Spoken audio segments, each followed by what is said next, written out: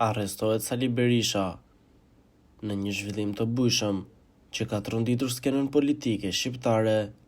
Prokuroria e posaçme kundër korrupsionit dhe krimit të organizuar ka thirrur për deklarat ish-kryeministrin e Shqipërisë, Sali Berishën.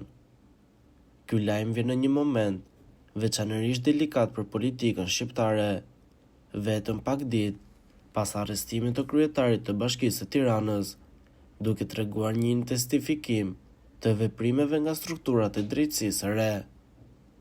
Burime pranë Spakut bëjnë të ditur se thirrja e ish-kryeministrit lidhet me një hetim në zhvillim, detajet e të cilit ende nuk janë bërë publike.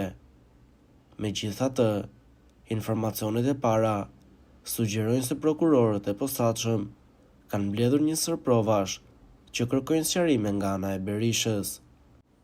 Pavarësisht spekulimeve të shumta në media, ende nuk kanë një konfirmim zyrtar për natyrën e saktë të hetimit apo akuzave të mundshme.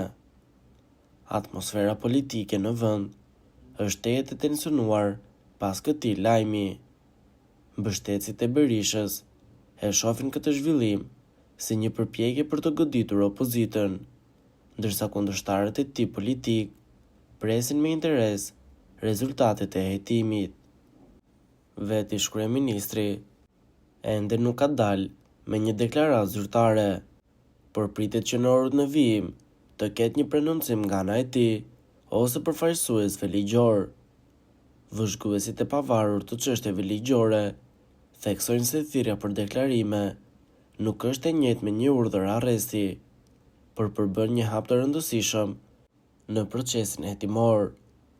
Megjithatë, fakti që SPAK ka vendosur të therrasë një figurë të tillë të lartë politike tregon se prokurorët mund të kenë në dorë element serioz që kërkojnë sqarim.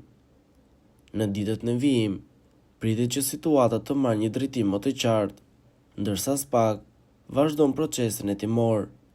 Vëmendja e të gjithë spektrit politik dhe opinionit publik është e përshëndruar te zhvillimet e ardhshme, të cilat mund të kenë një ndikim të thellë në të ardhmen politike të vendit.